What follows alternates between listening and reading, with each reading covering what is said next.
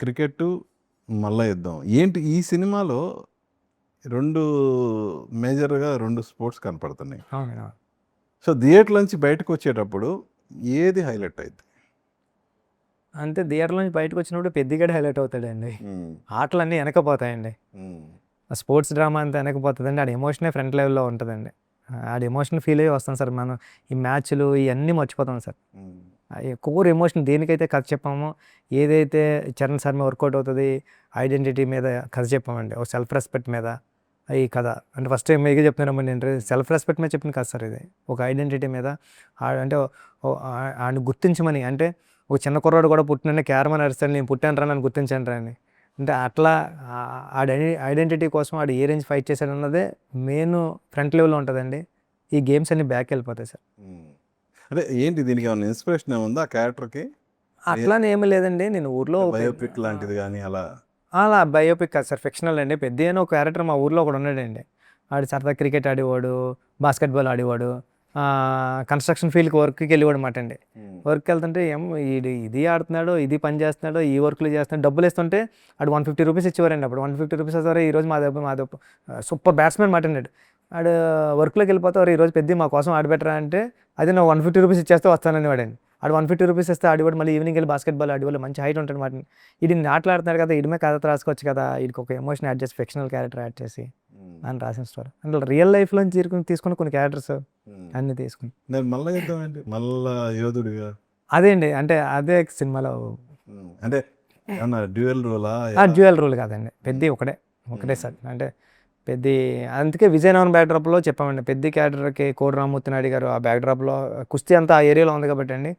దానికి ఒక fictional character తీసుకొని ఆ ఏరియాలో విజయనగరం బ్యాక్‌డ్రాప్‌లో సరుకుల ఫ్యాక్టరీలు, ఆ రూటెడ్ ఆ బెల్లం ఫ్యాక్టరీలో వర్క్ చేయడం అయన్నీ ఉన్నాయి కాబట్టి అయన్నీ తీసుకొని, ఆ స్లాంగ్ తీసుకొని, అసలు అక్కడ జరిగిన కథ కింద చేస్తే ఎలా ఉంటదని ఆ చుట్టూ ఉన్న ఆరానంతా అట్మాస్ఫియర్ అంతా క్రియేట్ చేసి, హ్మ్. తన స్లాంగ్ కూడా అదే ఉంటదా? ఆ స్లాంగ్ కూడా విజయనగరం, శ్రీకాకుళం స్లాంగ్ మాట్లాడతారండి చాలా. హ్మ్. మొత్తం క్యారెక్టర్స్ అన్నీ. హ్మ్. సో, ఇంకా అంటే దగ్గర పడుతుంది రిలీజ్‌కి. క్యారెక్టర్స్ అన్నీ ఇంకా రివీల్ చేయలా మీరు. వన్ బై వన్ హ్మ్. చేస్తున్నారు. 'జగపతి బాబు' అవును.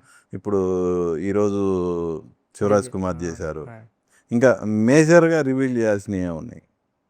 మేజర్‌గా బొమ్మన ఇరానీ గారు ఉన్నారండి. మన రవికిషన్ గారు ఉన్నారండి. చాలా కాస్టింగ్ బావుంటది సార్ ఈ ఫిల్మ్‌లో. హ్మ్. కాస్టింగ్ మంచి పేరు వస్తదేమో అనుకుంటున్నానండి నేను. హ్మ్. హ్మ్. కానీ ఒకటి 'జాహ్నవిది' అంత మాస్ క్యారెక్టరు. ఆ! తనెలా అసల ఆ క్యారెక్టర్‌లో తనెలా ఊహించుకున్నారు? ఏంటి అసల తనకి ఆ మాస్ క్యారెక్టర్ గురించి చెప్పినప్పుడు తన రియాక్షన్ ఏంటి? అమ్మాయి చాలా ఇష్టపడిందండి. ఇప్పుడు ముంబైలో ఉండి షూటింగ్‌లు చేస్తుంటే కూడా sir I love my HMI character అని చెప్తూ ఉంటదండి. హ్మ్. అంటే అంటే జాహ్నవి చాలా సూపర్ యాక్ట్రెస్ అండి ఆ అమ్మాయి. నేను చూసాను సూపర్ పెర్ఫార్మర్ కూడా. చిన్న మీరు రేపు పొద్దున్న చూసిన తర్వాత తెలుస్తదండి. ఒక సీన్ చాలండి ఆ అమ్మాయి పెర్ఫార్మన్స్ తెలియడానికి. హ్మ్. ఒక మీటింగ్ సీన్ ఉంటదండి. చాలా బాగా చేస్తుంది. అంటే ఈ అమ్మాయి ఎంత పెర్ఫార్మర్ అన్న తెలుస్తదండి. బ్యూటిఫుల్‌గా ఉంటదండి ఓకే. బట్ పెర్ఫార్మన్స్ కూడా చాలా బాగా చేస్తదండి. ఆ అమ్మాయి చాలా హ్మ్. హార్డ్ వర్కర్ అండి. ఓకే. Hard worker. అంటే ఆ ఏరియాలో ఉన్న ఒక విజయనగరం కుర్రోళ్ళు ఉన్న ఒక రాజుల కూతురు. ఒక ఆ ఏరియాలో ఉన్న కొద్దిగా ఆ క్యాస్ట్ బేస్డ్ ఆ అమ్మాయి కొద్దిగా రిచ్‌గా మాసీగా ఉంటే ఎలా ఉంటది? అట్లా. హ్మ్. అంటే ఆ క్యారెక్టర్‌కి ముందు ఎవరినైనా అనుకున్నారా? తన్నే ఫస్ట్ చాయిసా? ఏమనుకోలేదండి. ఓ తెలుగు అమ్మాయి ఎవరైనా ఉంటే బాగుంటదని వెతికామండి. ట్రై చేసాం. కానీ హ్మ్. మళ్ళీ అంత ధైర్యం చేయలేకపోయామండి. ఎందుకంటే మళ్ళీ డాన్స్‌లున్నాయి, ఇవన్నీ ఉన్నాయి అని మళ్ళీ ఇంకా అలా హ్మ్. జాహ్నవి కపూర్‌నే.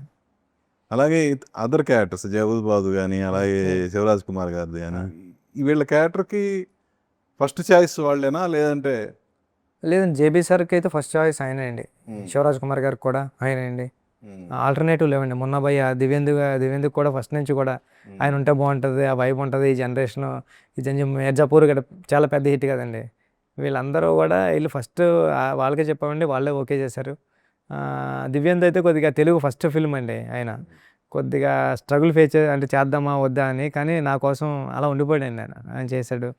'శివరాజ్ కుమార్' గారి నేరేషన్ ఇస్తే ఆయనకి నచ్చింది. 'జేబీ' గారైతే నా కోసం రాసావు ఈ క్యారెక్టర్ సూపర్ కదా! నేను అసలు ఎక్స్‌పెక్ట్ చేయలేదు. అసలు యాక్చువల్‌గా 'ఉప్పెన'లో చేస్తాననుకున్నారండి. 'ఉప్పెన'లో చేద్దాం అనుకున్నాం. కానీ అది కుదరలేదు. దానికన్నా మంచి క్యారెక్టర్‌తో వచ్చావు. Thank you. అంటే చాలా సూపర్ క్యారెక్టర్ అనమాటండి. 'చరణ్' గారి తర్వాత ఈ క్యారెక్టర్ ఇంపాక్ట్ 'పెద్దిలో' చాలా more important character 'Jagapathi 'Jagapathi Babu' గారిదండి. ఆ బాబు'. ఇంపాక్ట్ స్క్రీన్‌కి కూడా తెలుస్తదండి. ఫస్ట్ హాఫ్ చూసిన వెంటనే ఆయనే గుర్తొస్తాడండి మనకి. హ్మ్.